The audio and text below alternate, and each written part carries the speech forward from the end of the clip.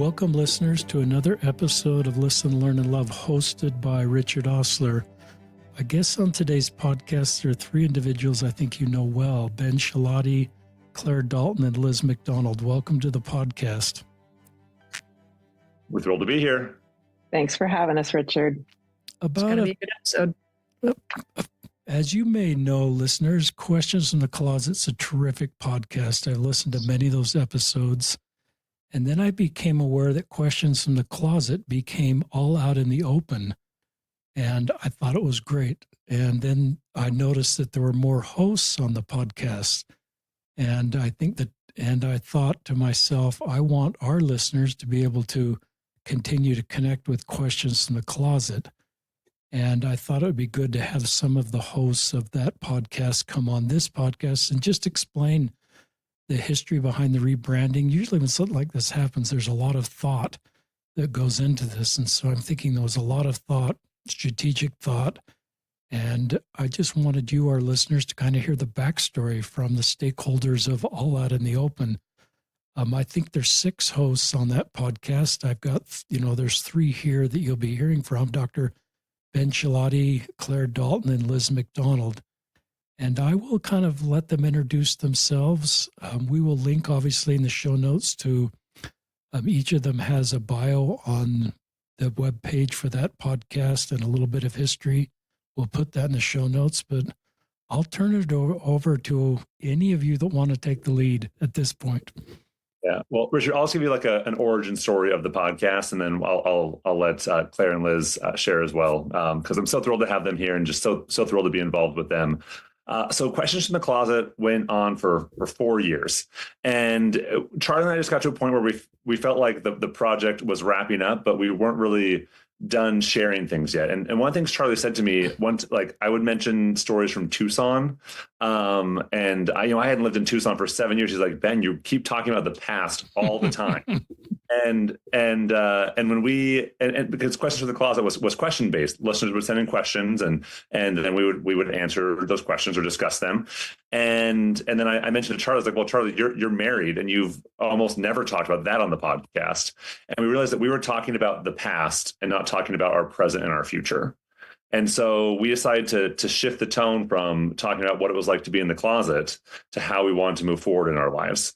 And the big thing we'd noticed was, our listeners who had been following us for 3 or 4 years had kind of grown up with us. They entered the space where they're like, can I come out? Like, am I gay? Like, how do I move forward? Like, how do I reconcile my faith, my orientation? And then so many of them were entering into same-sex relationships, or they were entering mixed orientation marriages, or, they were just like finding themselves and moving forward. And they just weren't in the space of being in the closet anymore.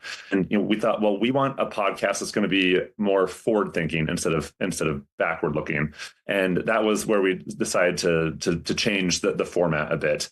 And as Charlie and I were talking about what this new version of the podcast would look like, we both felt like we needed to be less in the spotlight.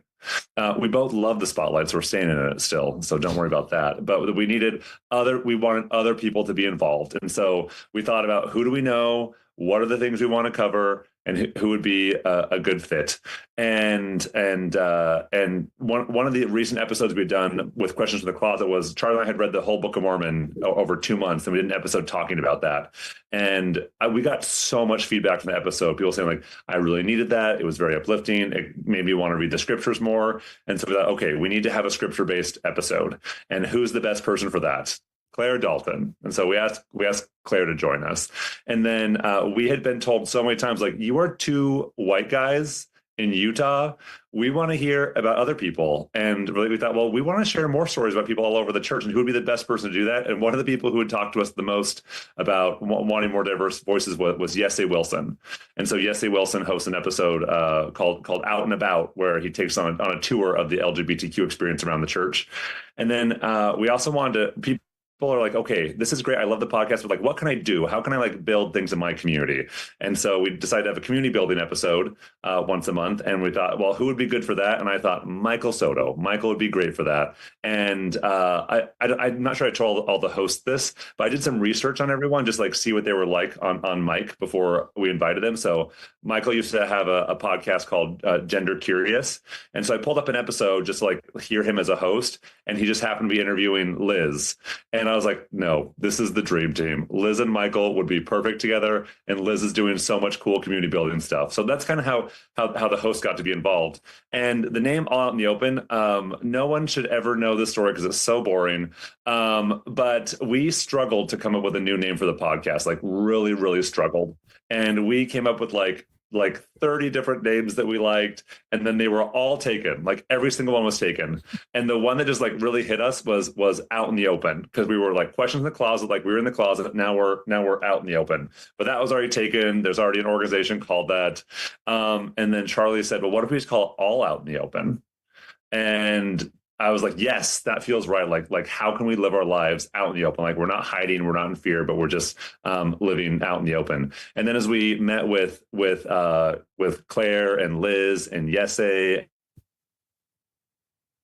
and Michael, we decided to name each of the kinds of episodes they're doing based on the name of the podcast. So it's All Out in the Open. So the episodes that Liz and Michael do are called All Together, about community building.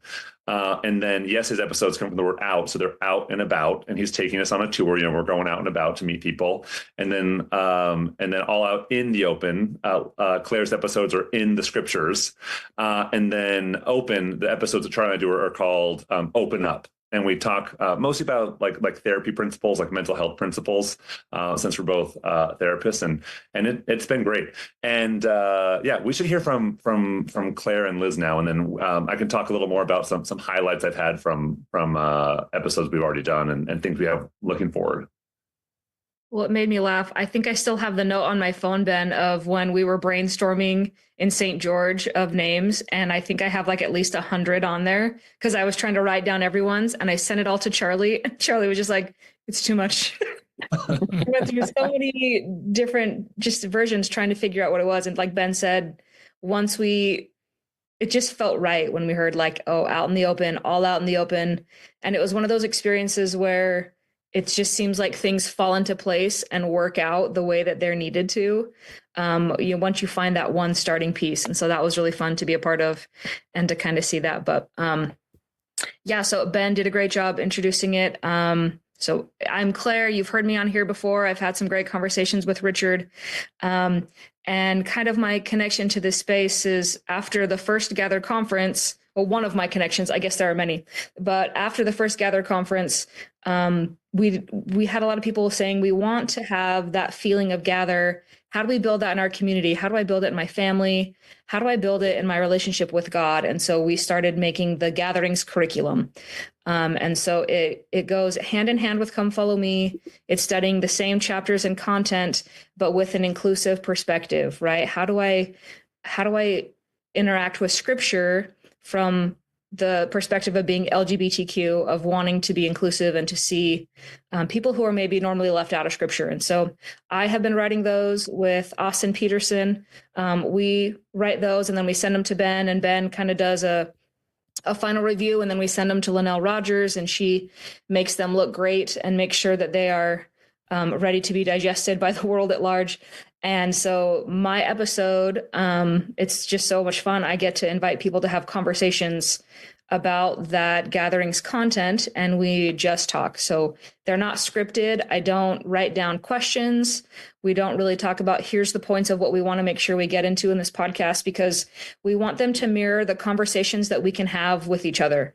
I think that sometimes in our church context, we really feel like you have to prepare a lot. You have to read outside sources. You have to have cross references, and you have to build something or make a cool centerpiece or something. And I really want to show people that you can just talk about whatever is on your mind and heart, and that's enough. And you can bring up something that's important to you, and the people who value you will listen and add to it. And that's the synergy that we want in the gospel, that I can go, wow, I read this one verse or this word caught my eye, and let's talk about it. And we don't have to have these scripted interactions. They can just be really organic. And so that's what I've enjoyed doing so far. And just really honored to be able to be a part of this group and the process to show people that we can break out of the stereotype of LGBTQ individuals aren't religious, or they aren't spiritual, or they can't have relationships with God. And every month we prove that wrong. And there's no shortage of people who want to be on this podcast or want to have these conversations. And so it's been really fun to just have those conversations. That's awesome. Claire, do you want to tell us a few of your favorite moments in you've had 3, right? Yeah. 3 episodes that have been released. I absolutely love and adore Dr. Christine Coons, and I wanted her to be my first podcast guest because I was doing Instagram lives, and our conversation was just, there are people where you talk to them and you just walk away feeling energized. And she just has the way of going into scripture and seeing things that I hadn't seen before, that led me to see things that I hadn't seen before. And so it was so fun to do the Instagram live.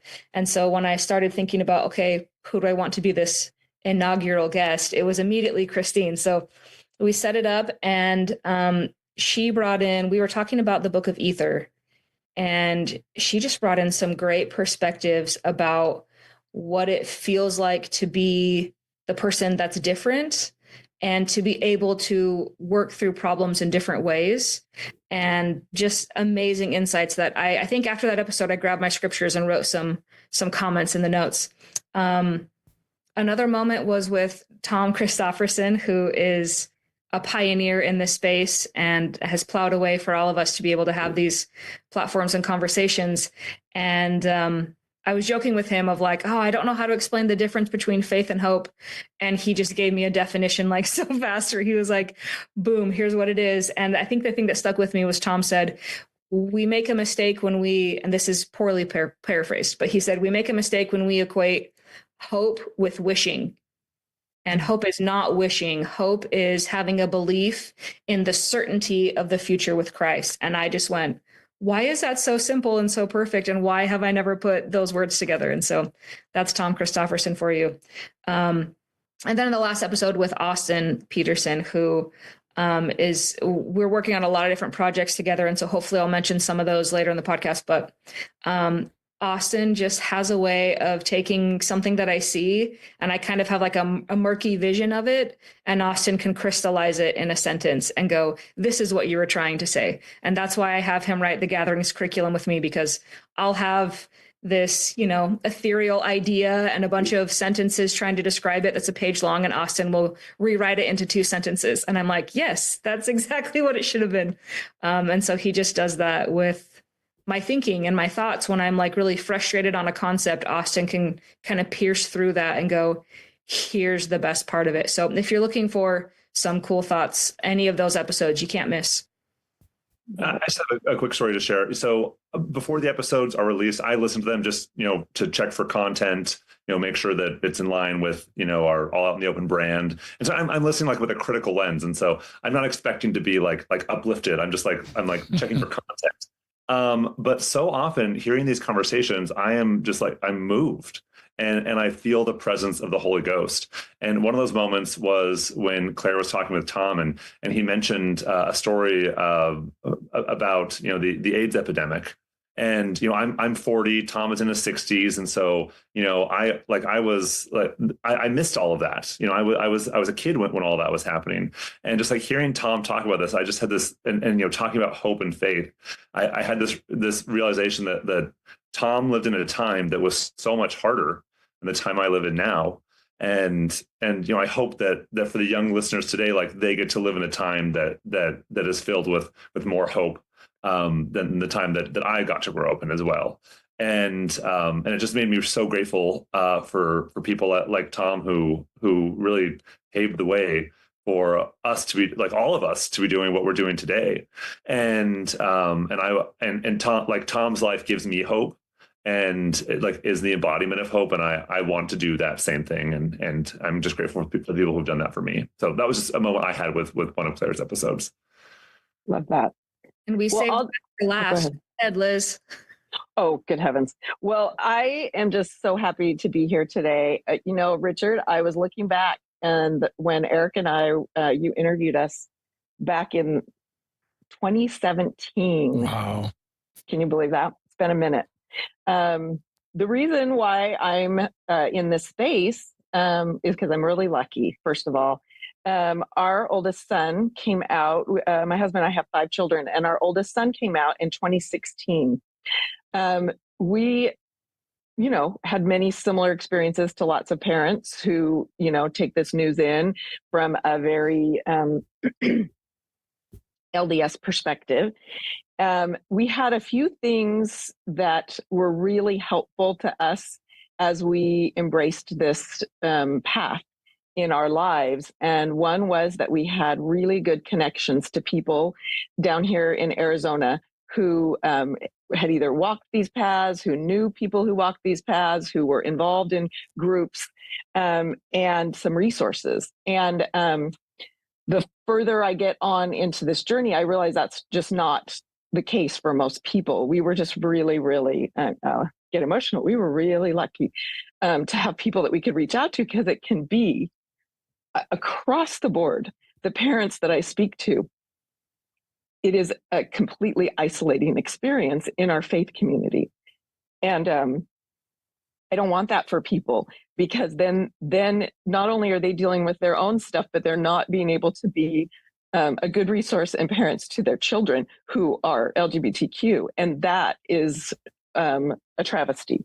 So we were able to, we knew Bryce Cook from riding bikes from years ago.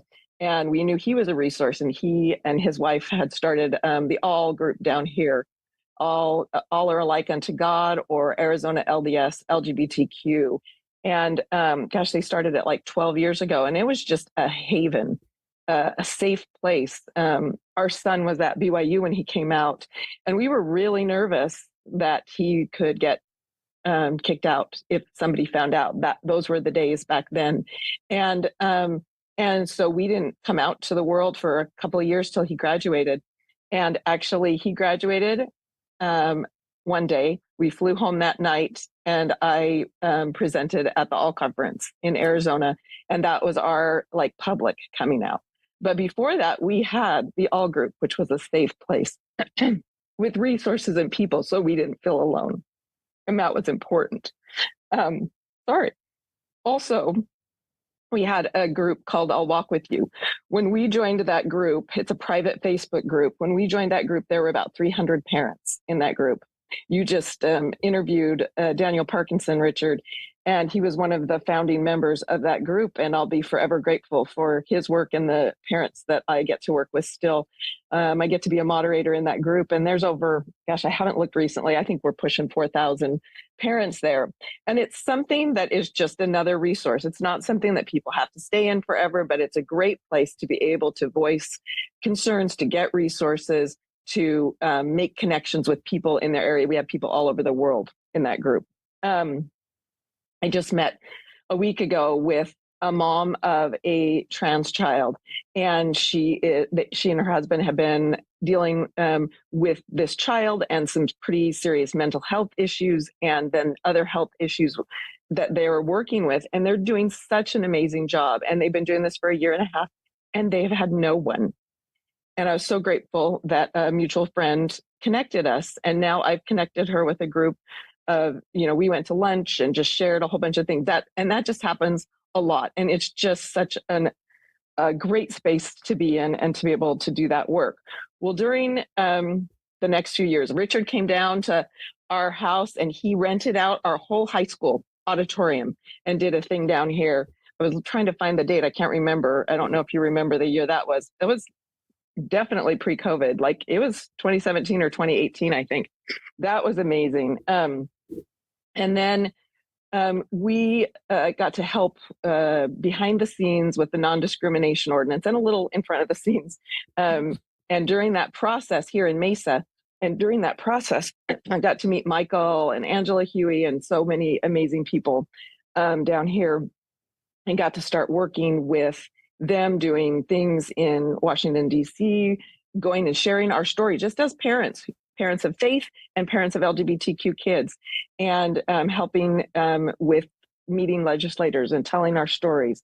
But our main goal has always been is to have parents have these connections and these resources. We help facilitate parent nights down here 4 times a year. And I'm going to plug, we are having Pastor Stan Mitchell, who you also just talked with, Richard, and he's going to be here January 25th.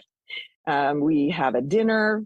We get to visit and people get to connect. And then we've had therapists. We've had people like Richard. We've had people like Ben and Clare. We've had Tom. We've had just Michael, just amazing people so that parents can go, oh, look.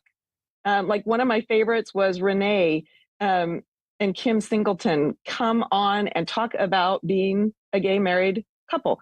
And so that parents can go, oh, look, their parents, their grandparents, they're amazing people doing good things in the world. It's just an amazing space to be in. Anyway, and that's kind of my backstory. And I get to work with Michael, talking to people in the community who are building community.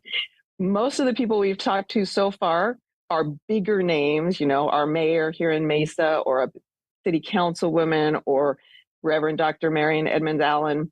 But also, we're going to also talk to people who are just in their community doing this kind of stuff. You do not have to have a big name. You do not have to have a big following. This is about connecting people. This is about finding in our own spheres and what we can do. And we're trying to get each of these people to address that as we interview them and tell us what we can do in our neighborhood, in our ward community, in our families to build connections. This is also great. Keep sharing.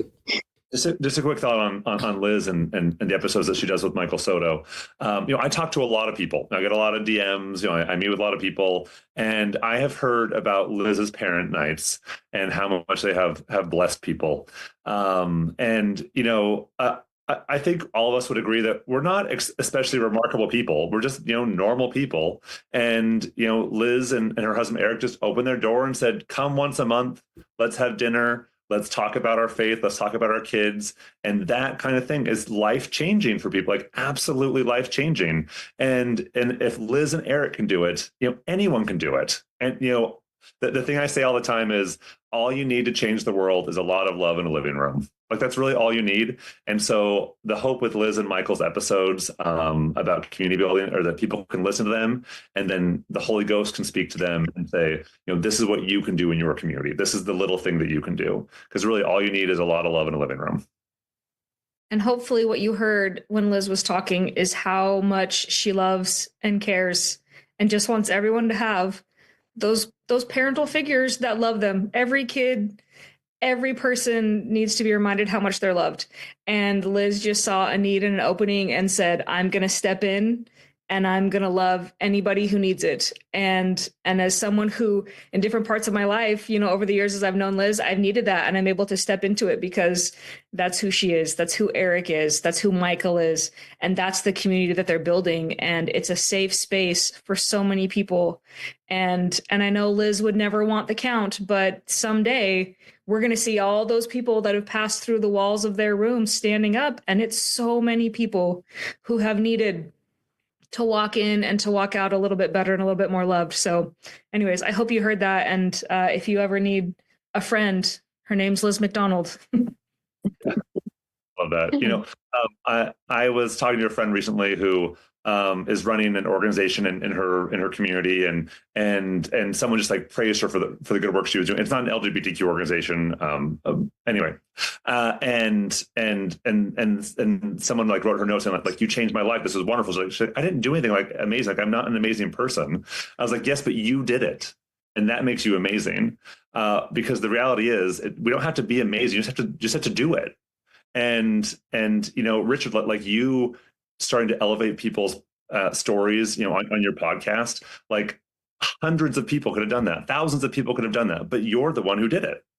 And so we want people to know, like you can be the person to do the thing. Like you can change lives in your community wherever you are.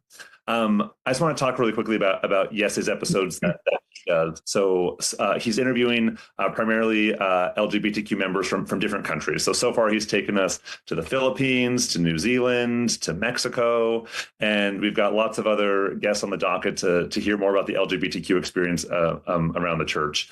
And I remember listening for the first time to his first episode with his friend in New Zealand, Shakela, I believe is her name.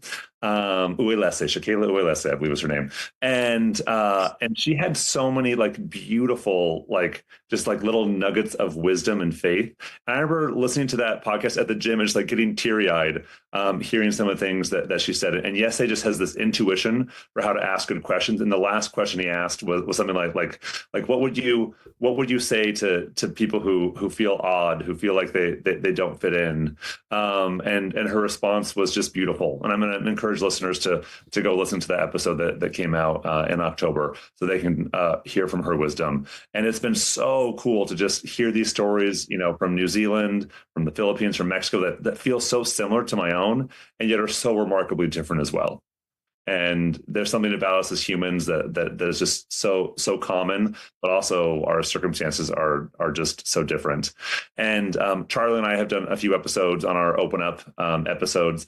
And when there's a fifth Tuesday in a month, we do an episode called The Exclusive, where we just like pick some topic to talk about. And in October, General Conference had just happened, and so we decided to just kind of do a debrief on General Conference. And Charlie and I had different experiences, and we had a very uncomfortable conversation. And listening to it again, I was like, oh, that was way less uncomfortable than I remember it being like when it happened. But I remember it being like a fight. Like we were not having a good time. And we like in my mind, the camera had stopped rolling and we were just like, the two of us were just talking, but we just kept the camera rolling.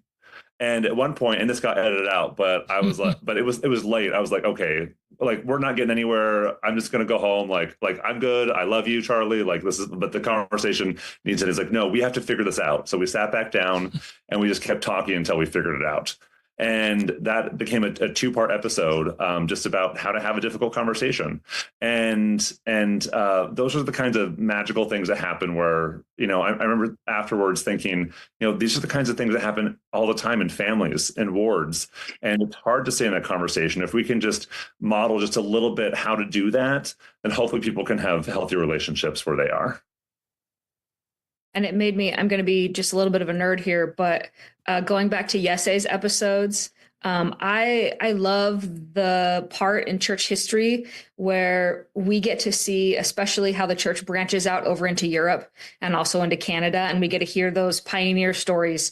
And I grew up reading the Work and the Glory series by Gerald Lund, and I love the Saints books that have come out, and just listening to those stories of people having the spiritual experiences that were guiding them forward in their lives in a different part of the world. And I get that same sort of feeling when I listen to Yese's episodes. It feels like that about these other people who I'm never going to meet them if it's not through technology. And like how amazing that we have that opportunity that I can just be walking or driving in my car and I can click a button and I can listen to someone's experience in New Zealand or in Tahiti, that I don't know them personally, but I can hear the example. It makes the world so much smaller. It makes us feel so much closer as God's family. And I absolutely love and adore Yese, and that he's doing these episodes and bringing these in, because we get to build stronger, that we think of the stakes, right, of the tent of Zion, and we get to build and strengthen those stakes and expand them and realize we are so much closer than we are farther apart. And we have so much more in common than we have differences, and we can build each other and hear it. And so just absolutely love that. And then, I love Ben and Charlie's episodes. And if you haven't heard that conversation that's difficult, grab some popcorn and sit down for the two-parter, because it feels like, when some of us go home for the holidays, it feels like the conversations we listen to and watch in on. So it's fun to see that we're all having these experiences. And so we don't have to feel isolated when maybe they're happening real time to us. We get to see other people are working through these things and other people are in this space, and we're not alone. And it's okay to be uncomfortable. I feel like sometimes we want to, our faith tradition, I think especially we aren't great at conflict resolution. And And I think it models that, hey, lean in. It's okay to have disagreements. It's okay to feel differently. And it's okay for that to not feel great for a minute. It doesn't mean that it's all contention. It's okay to have different opinions and different thoughts and different experiences. And it's okay to also lean in, have your love for your person, and keep working at it. Talk about, I'm just so moved, listeners. It's, as you probably are too, just with the comprehensive nature of this podcast and the thoughtfulness of trying to talk about so many parts of this space, from an ally parent, Liz's perspective, to LGBTQ Latter-day Saints, to a trans fellow, Michael Soto, and just, I think it's such a broad range and it's such a needed space. And I love the curriculum. Talk a little bit, some of the questions I wrote down, it's Clare, Austin, and Linnell. Talk about how people can get to the gathering content, Clare, because one of the themes that, you know, you lead with, Clare, and Ben and Charlie and others talk about a lot is the scriptures, and seeing we liken the scriptures unto ourselves, listeners. That's something I was taught growing up, and for my LGBTQ friends, I've never, until you all came along, never really thought of looking this through the lens of an LGBTQ person. So talk about that, Clare, a little bit, and just how to get to the gathering content and what you hope people do with the gathering content. Yeah, absolutely. So you can get to it. The content is free. So you can get to it with, there's a couple places, a couple different ways. So you can go to gather-conference.com and it will link you. You can go to liftandlove.org and click on gatherings, and you can get the content from the current month, the past month. There's stories of faith content. So the way that the curriculum is set up is that we do a little bit of a summary, kind of, here's what these chapters or these sections are about. Here's what we're going to talk about. And then we share some questions. So if you want to zoom in and kind of really focus on a chapter or an idea, then we have some questions for that. And then I think maybe the most impactful or different part is the story of faith. So we find a story of faith from someone who is LGBTQ or in this space. We've done book chapters, we've done podcasts, we've done poetry, we've done videos from the Gather conference, and it's someone talking about this topic, whatever topic we're in for that month, and relating it to scriptures and the LGBTQ space. And then there are some questions that kind of tie them all together. So it's a one-page document. It's not a worksheet. We don't want people to go through and like, you have to do all of this. It's really just a resource. And I get feedback all the time of people who say, I used one question in my Sunday school lesson last week. Or I received a really sweet message from an early morning teacher in the Midwest who said, when I teach my seminary class, I always try to incorporate one of these questions. And that just, my teacher heart absolutely just exploded at that, right? But we created this content so that people can come into scriptures, asking questions, kind of seeing things in a different perspective than what we're used to. And so it's interesting that you brought up, right? I've never studied the scriptures from an LGBTQ perspective. And I have to giggle because I feel like I never have either, and I'm LGBTQ. But really what that looks like, I think that can be scary to some people. And so I want to kind of hopefully de-escalate is that there isn't an agenda here to push something in the scriptures that's not already there. So people might be thinking, oh my gosh, they're going to be making speculations on who in the scriptures is trans or who was a lesbian or who was gay. And it's like, that's not the point at all. That's not what we do, but it's the principles. So I'll give you an example of, we're about to start January and studying Doctrine and Covenants. And we love the Joseph Smith restoration story. We love the idea of this 14-year-old boy who had deep, thoughtful questions about his soul, right? His eternal destination and outcomes. And he went to God with those questions and received an absolutely unexpected answer. Joseph walked in going, here's all these churches that I've seen preaching and I felt different things from different preachers. Which church do I join? And God said, none of them. That was not what Joseph thought he was going to get, right? And we love this story. We love that a simple teenager with heartfelt questions can go to God and get an answer. And what I see in that is I see the faces of so many students that I taught in seminary. And some of them were out students. Some of them were not and will never come out. Some of them were struggling with these sorts of questions as a teenager. They're not walking around high school thinking about TikTok or wondering, about the football team. These teenagers were walking around with the weight of the world on their shoulders, with these questions about their soul. And they were the ones who would come into my classroom and would be in the scriptures, deeply connected, trying to make it work.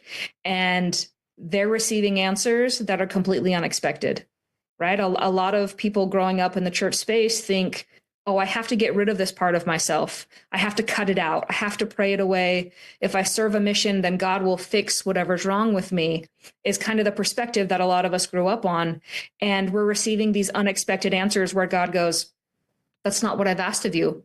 I'm not going to change your nature. And we don't know if that's because, we don't know the reasons why, but we're not seeing people. And that story is not the narrative of like, I prayed and God took the gay away. No, we're seeing people go, I asked God about my identity and he told me he's good with it. He told me that there are things that I can bring to the church and to Zion that are needed and necessary, that God's not making an exception for me. And I just want to tie those stories together, right? Like that's all I want to do, is that we just revere and love Joseph Smith for what he did and for being a different sort of teenager. And yet we're seeing all of these examples of other people, and not just teenagers, but of all ages, going, I asked God about my identity and he told me. And so I'm going to live true to that. And I'm going to build this space and I'm going to work and build a Zion that includes everybody. And so that's kind of an example of what this curriculum is doing. Hopefully that answers your question, Richard. And I hope that people will see that. And I hope that people will open their hearts and go into the scriptures and go, okay, this was written for our time and for our day. And I can see myself here. I can see my loved one. Parents can go into scriptures and go, I'm trying to understand my trans daughter and find principles there that are going to lead that family to healing and to being whole. And that's what I envision in these gatherings. And that's what I hope is happening. I love this, the curriculum that you're doing, Claire, and also the idea that my dad just had texted me this morning, and he was, Claire knows, he was CES, Church Education System, growing up for me, taught Institute for years. And my love of the scriptures comes from sitting at his knee and learning things and being excited about them. I had shared Richard's latest podcast with Pastor Stan Mitchell, and he had just finished it. And he texted me and said, Liz, wow, that was so amazing. And he goes, I just was so blown away by the insights that Stan had about scriptures that I thought I had all figured out. And it was, and so, he was kind of tongue in cheek that he had it figured out. But I was like, this is the beauty of this, Dad, is just the revelatory nature of scripture. And it is that's what this curriculum, even if you take the LGBTQ space out of it, we need to be digging in with new eyes, seeking for those new insights in the scriptures. Anyway, love what you're doing. And just building off of that, at the Gather conference this past September in the LGBTQ breakout session, the way it was structured, and there were a few hundred people in the room, we were all in groups of just 6 people in little circles. And for 4 minutes, we went around the circle. And for 4 minutes, each person got to share a question that was on their heart. Like, what's the thing you're pondering right now? And no one could respond. No one could ask anything. They just got to talk for 4 minutes. Then we all sat in silent for 1 minute. And then we had 2 minutes after that 1 minute, we had 2 minutes to respond and ask questions and share insights. So everyone got, their own 7 minutes. And it was such a powerful experience. And everyone in my circle was a stranger. Like I'd never met any of them before. And, everyone could do that in their house. every month. Like imagine in January, if you pull up the Gatherings curriculum, invite a handful of people over to your house, and you just sit around and ask the question that Claire and Austin wrote at the end of the curriculum, which I think is like, what question? I can't remember what it is, but something about questions. And then just talk about it. Like it's revelatory. It's beautiful. I've been to so many of these meetings and they're just absolutely amazing. So, one of the hopes of the All Out in the Open podcast is to inspire people like this is what you can do in your sphere. This is what you can do in your community. Yeah, I just love that. And I've heard stories of parents whose LGBTQ kiddo won't go to church, and it's kind of a painful space for them right now, but they've been able to take Gatherings content because they know that that's not going to be triggering for their kiddo, and it reconnects their kid to the scriptures, to God's love. And I love that. And my voice is going out. Talk about whatever, continue to talk. I don't necessarily want to lead this discussion with questions, but you all probably have things in your mind or heart you'd love to share. So keep sharing. I haven't shared a few of my favorite things that we did in our first three podcasts. We got to talk to Mayor John Giles for our first episode, and we did talk about our experience on the working on the non-discrimination ordinance and kind of the behind the scenes of him working with the church all the way back 7 years ago and being inspired by President Oak's words 7 years before he did that. He thought that could happen, and just talked about all the interplay that I don't think a lot of people, it became very political and very misunderstood in a lot of ways, but it was a really great insight into the background of what happened there. And also it was great to follow up and ask him, you can go and listen, because I asked him, well, what is the fallout now, a full 3 years later? There were so many predictions of all these different issues, and he answers that. We talked to Julie Spilsbury. She's a city councilwoman in Mesa, and it was kind of, we already had another couple of episodes recorded, but with the election coming and with a lot of discordance in everything, church, family, politics, and realizing that our episode was going to drop on election day, we thought that Julie would be wonderful to talk to, because one of the things that she's campaigned on was kindness.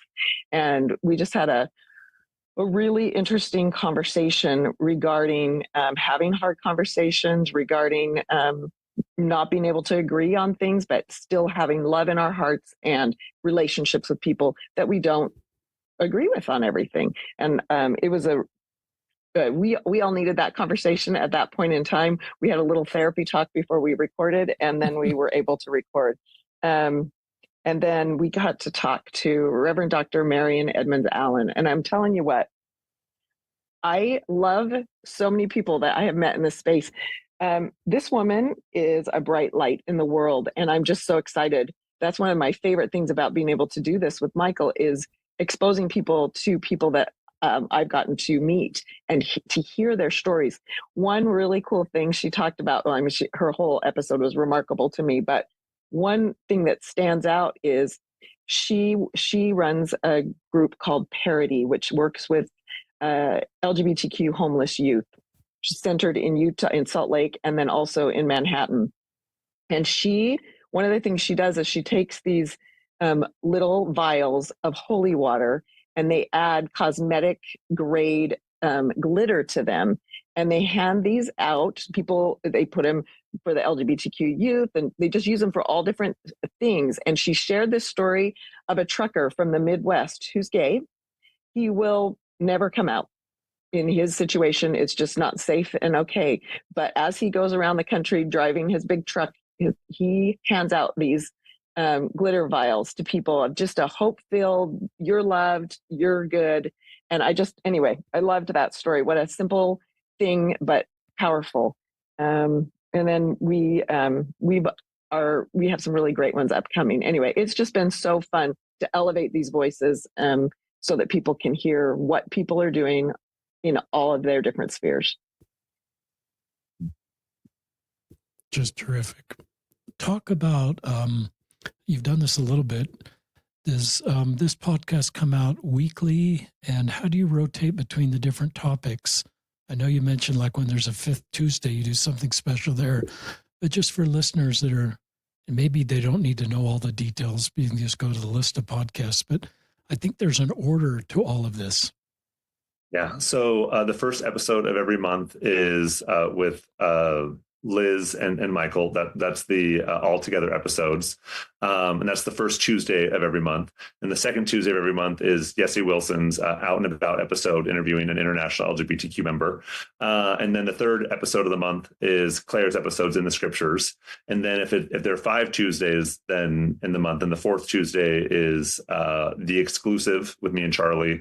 And then the last episode of the month is me and Charlie, or Charlie and I doing our open up episode. And Claire's episode is the gatherings curriculum for the next month.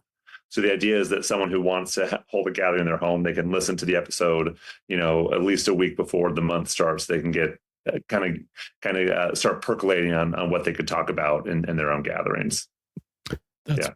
And all the episodes, they're on any podcast platform, but all the episodes are also on YouTube. And the handle is at All Out in the Open, which is super clever of us to use the name of the podcast as the handle.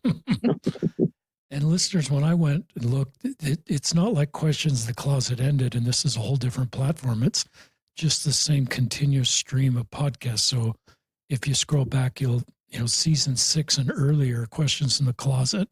So it's not like one ended and the other started, at least the way it shows up on the platform. So you can just continue. It's kind of a continuous progression. So I think we would say just as we evolve as people, the podcast also evolved. Talk about, if listeners are new and just trying to figure out the different organizations in this space. You mentioned Lift and Love and Gather. Does anybody want to, just for somebody who's new and trying to sort of figure out, you've all mentioned Lift and Love, or some of you have, and Gather, just so they understand. And some of you might even mention the new Gather conference date that's been announced in June of 2025. So Lift and Love is it's a private organization that is absolutely has, I think, the biggest reach in this space so far. So Lift and Love has a great Instagram presence, website. You can go to liftandlove.org, and it is exactly what it sounds like, right? It's about lifting each other, lifting people's voices, and loving them. And so this organization was created by Allison Dayton. And I'm sure that there are a couple other names in there that I don't know, but she's generally the name that we always talk about. And it was at her house where her and Ben had an idea for a conference and gathered different people from different representatives from different organizations. So I'm trying to remember the year that we did that. Was it 2021 that we met? 2022. Yeah. Was it? Okay. And so we all met and we're like, hey, we want to create a conference experience where we can have people with LGBTQ focus and Christ-centered, and let's build this conference in this space. And so we named it Gather, and that's where the Gather conference came from. And so we've had 2 Gather conferences so far, and they have been held in Provo at the Utah Valley Convention Center. And both of those were in September.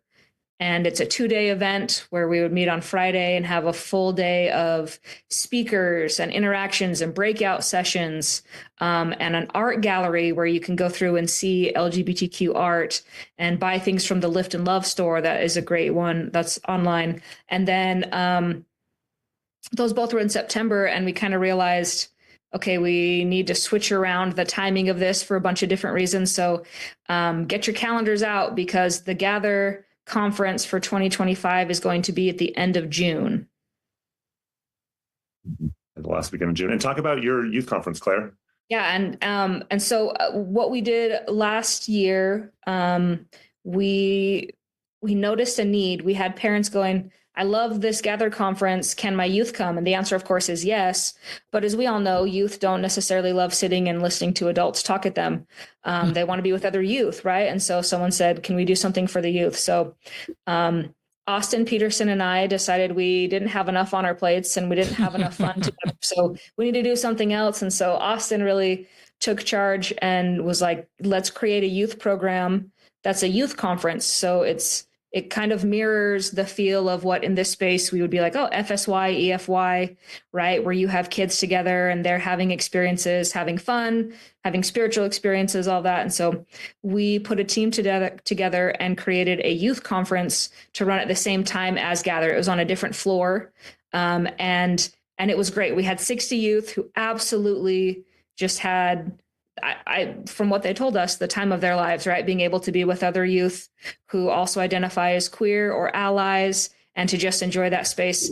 And we realized in doing this conference that like the youth program can be so much bigger and maybe has some different needs than the adults. And so we thought, you know what, we're going to create a separate organization that can handle these youth conferences, right? That can be really geared towards the youth having these experiences. So we have created a new 501c3 nonprofit organization called Belong. And we are scrambling right now because I told them I'd mention it on the podcast. We're trying to get the website up by the time this podcast drops. So we will put that in the show notes for that landing page. But the Belong organization is going to run a youth conference every year. And we are going to run it at the same time as Gather 2025. So it's going to be the last weekend in June. It'll be at a different venue so that we can have a little bit more flexibility and freedom with the youth. And we're going to try to make it have a third day so that the youth, they all said, we want more time together. And so we are going to make that happen. But one of the things that I wanted to share is I wanted people to hear, like, why are we doing this, right? Why do the youth need this? And so we got some feedback from parents and youth from the Gather for Youth program. And so this is why we're doing this. So we had a parent say about their kids' experience. They loved it so much. They said it was the most spiritual experience of their life and that they had never felt the Spirit really before. They finally felt they could be their authentic self and be religious. They liked the lessons on how to resolve conflict and stand up for your own feelings. It was the first time that they could see themselves in the plan of salvation. That was from a parent who brought their youth hoping that they would have a good experience while they were downstairs at the Gather conference and got this amazing feedback from their youth going, this is the first time I've had some of these spiritual experiences that you've been hoping for. Some feedback from the youth. One of the youth said, it greatly impacted me to immerse myself in my community for the first time in my life. My internalized homophobia, I think, has caused me to delay doing so up to this point. I didn't realize that I could feel even more comfortable in my skin, and the caliber of friends I've made was insane. Another youth said, my favorite part of GFY was meeting all the wonderful people with whom I could create a community. They were all great, and they helped me to see the Savior in other people and even in myself. I also really like the identity sessions where we can be comfortable with exactly who we are. And so those are just two examples. We have more feedback, but youth and parents, we just want them to know that there's a space for them. And we keep saying that in this space, right? Like, well, there's a space for you, we'll make space. And we've decided we're going to create it. And so this youth conference is going to be a place where youth can come, and we're not worried about if they've chosen a label, if they're ever going to choose a label, if they believe in God, if they don't believe in God, if they've had good experiences in church, if they've never had good experiences in church, if they want to serve a mission, if they never want to serve a mission, right? We want everyone to be able to come and to be accepted as who they are and to see themselves as not just accepted, but valued and essential. We need everybody as we're building out God's family. We need the different talents that we can all bring. And that's one of the things that we're working on. So we'll put the details in the show notes. So thank you, Richard, for allowing that to be a part of this and to get the word out. And we want people to continue to come to gather and to belong and to realize that it's a place that's built for them. I think it's such a great program. I'm so excited and couldn't be better leaders, and really excited for that. And I'm going to plug one other. So Gather has a few other options in other places. We have had the All Conference in Arizona for years and years. And last year, Gather and All joined forces. So we are in high gear planning the Arizona Gather conference that is sponsored by All. And it will be March 29th. We have an amazing lineup of presenters, and then we'll have a parent night that night. And So we have the save the date out. This year we're going to do an art show, hopefully, that people will want to display their works of art. So that will be watch the Gather conference and the all Facebook sites to see about that information. And we're just excited for people to be able to connect and to have people on this journey. So if you don't have things on your calendar for March or for June, we're going to fill it up. Yes, ma'am. And just one thing I want to say, as we're closing, Richard, is Charlie and I, because of, we publish books, we hosted questions from the closet every week for almost 4 years. Our personalities are out there a lot, and a lot of people are familiar with us and our stories. And as we talked, as we were rebranding the podcast, we just really decided that, we need to be less of the focus. Like, he and I need to step back a little bit while still being involved and elevate other voices and other perspectives. And so I feel like Questions in the Closet are very driven by our personalities, and the hope is that All Out in the Open will be driven by amazing content that's built by a team of people, and not just me and Charlie. And so I hope that the name Liz Macdonald, the name Clare Dalton, the name Yesé Wilson, the name Michael Soto will be household names as people learn from them and get to know them, and that the people we bring on to talk will also be really important and help shape people's perspectives and experiences. Because the reality is, this isn't about us. Like in a generation, people are going to forget who we were and what we did. But we hope that what lasts is what we built. I don't think people are going to forget any of you in a generation or two. I'm so moved by the work that's being done here, listeners. I sometimes forget about this kind of work, and I just think what's happening with Gather is an umbrella term, including the podcast All Out in the Open and everything that you're doing under All. It's just remarkable. But here we are talking about something completely new, a youth group called Belong, that has got a track record of last year at Gather that Clare just talked about. And I was just moved hearing the responses from the parents and the youth, and just those deeply spiritual experiences, especially for queer youth, that they were able to have, and the need for that. And then here you are, have taken that experience and said, this is just who you all are, is acting on what you can do in your circle to create something, and that you're going to do this separate event called Belong. And then I just sort of imagined what this is going to be like in 5 or 10 years, and will that be scaled to different cities that are doing a Belong? And, because there's such a need for that, and there's nothing like that. And then the work that you that are already involved with that, to be able to continue that on, and others that'll step forward and be advisors or teachers or facilitators for this. It just gives me hope in the future. And I love one of the principles you're all sharing is we all just need to do what we can do in our circle of influence. So don't, just because you can't create a nonprofit called Belong, just do what you can do. It may be some of the things that Clare just mentioned, an early morning seminary teacher asking a open-ended question that's creating a safer place in an early morning seminary class, or a young woman's leader, or a parent that's just doing what they can do in their circle of influence to create a safe place that people open up and be authentic, and if somebody needs to come out, that they'll come out to you and you can walk this road together. And there's such a need for that.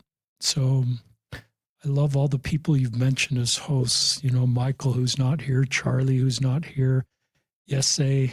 I've been working on your name, Yesé, for the last 5 years to try to get it right. You're such a terrific, and I love seeing what you're doing with your musical leadership, and as, the co-host of this podcast, and Ben's last name that I've been working on for several years too, to get right. He's smiling at me. But I'm just so moved what you're doing, and that you had the insight to take a risk, to do Questions in the Closet. This is you and Charlie. And how well named was that? And the visual of the closet opening and light coming out. But then I get listeners just sort of, as you're walking out, I never got it till right now because I'm a little slow. But as you walk out of the closet, you're out in the open.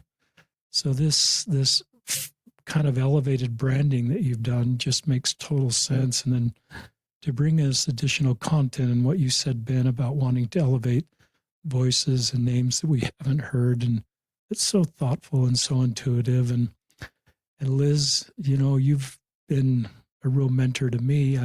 We still don't have any LGBTQ kiddos at our house, but you've really helped me as an ally parent to be able to understand this space, and what you and Eric and so many families have done in Arizona.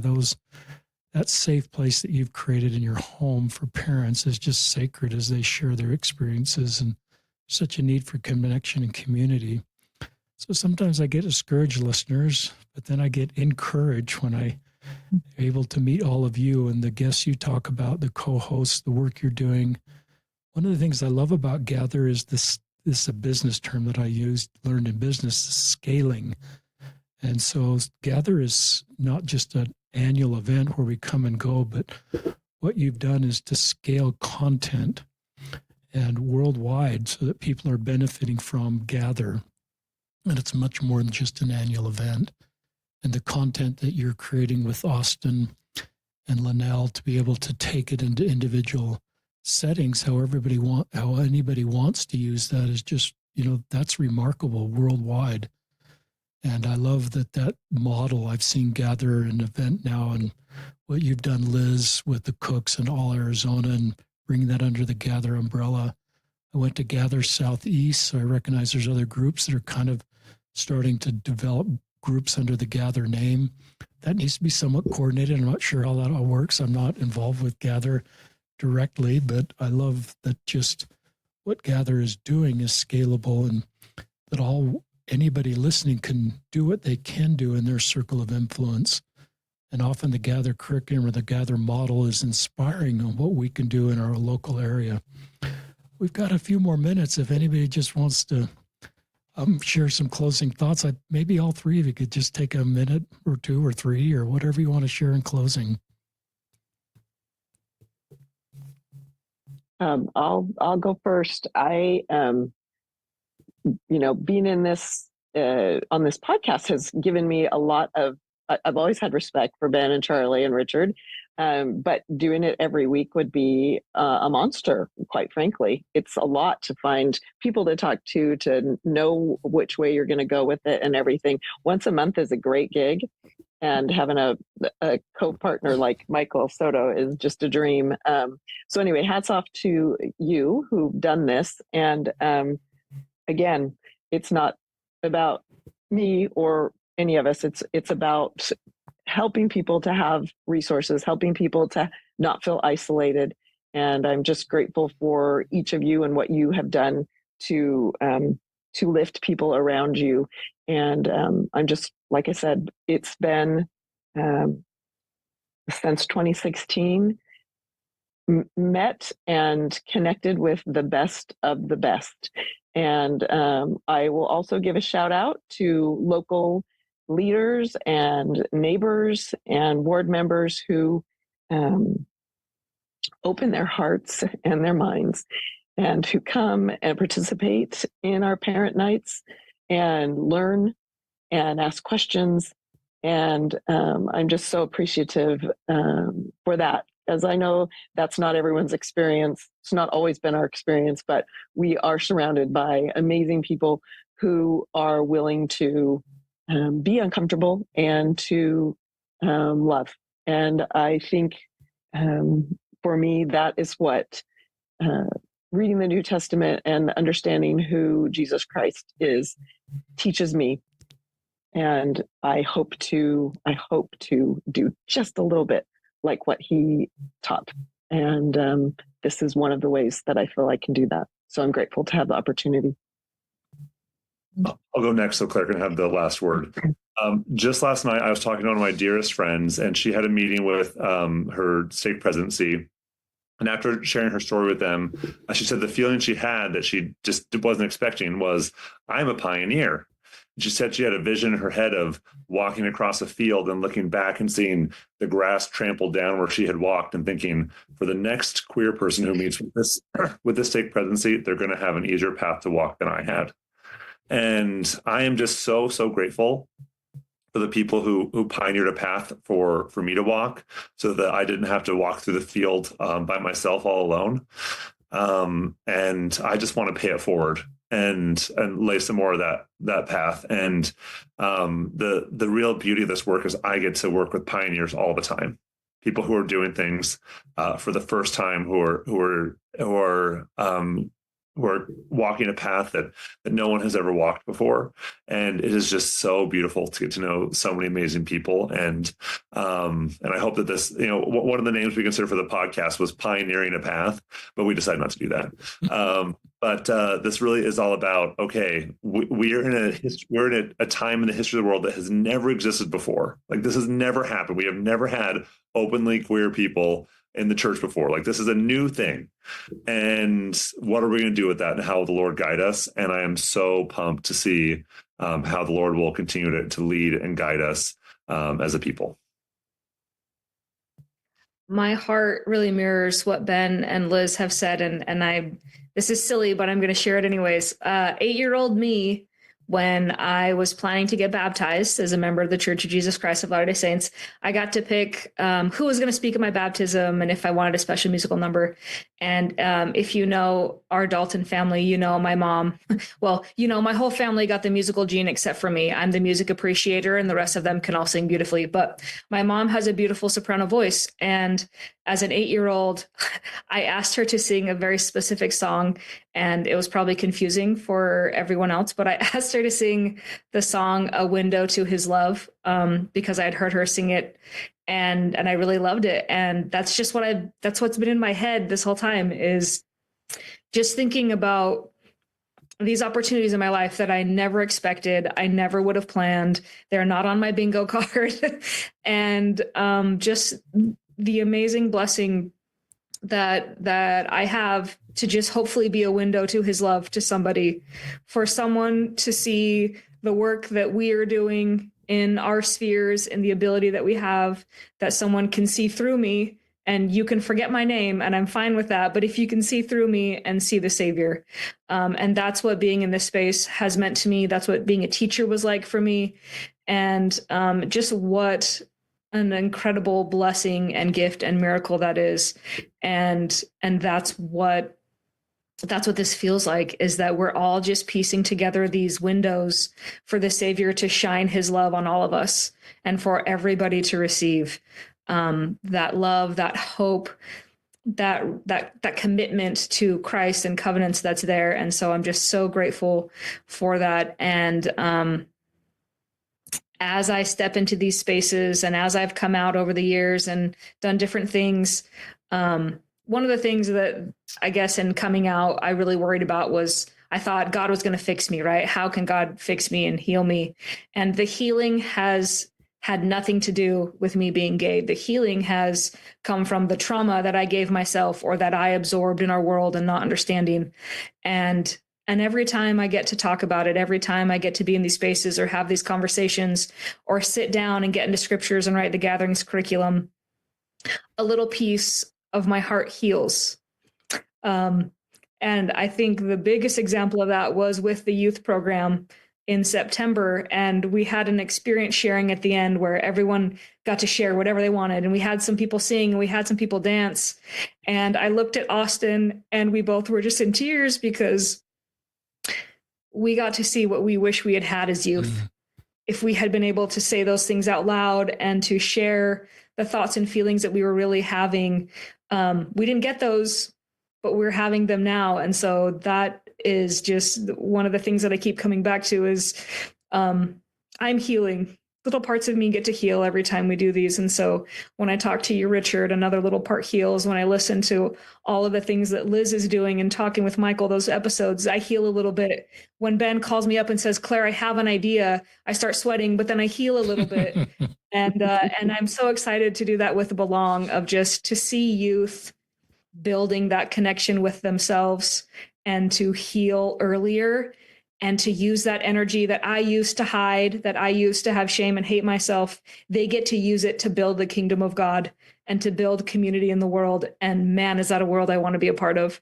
And so that's just my testimony in my heart right now of what I'm feeling and what I've seen. And so thank you to each of you individually for lifting where you stand and for what you've done to really build this space. And I'm so excited what the future holds, because we're going, we're not stopping. Thank you all. You know, I'm just so moved listening to you all. I'm thinking of the name of Liz's group, I'll Walk With You, and there's a book by that, and I think a primary song. And you know, listeners, when I meet queer people, that's what my goal as an ally is. I'll just walk with them and let them write their own story. And I don't have an agenda to sort of move them one way or the other way. I think they have to own their own story. I think they need to write it with when they're in a good spot emotionally and spiritually, like, you know, the people that have been on the podcast are right now.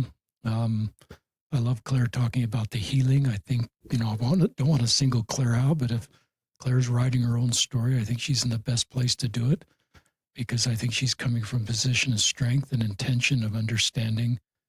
And so I just, you know, let people write their own story.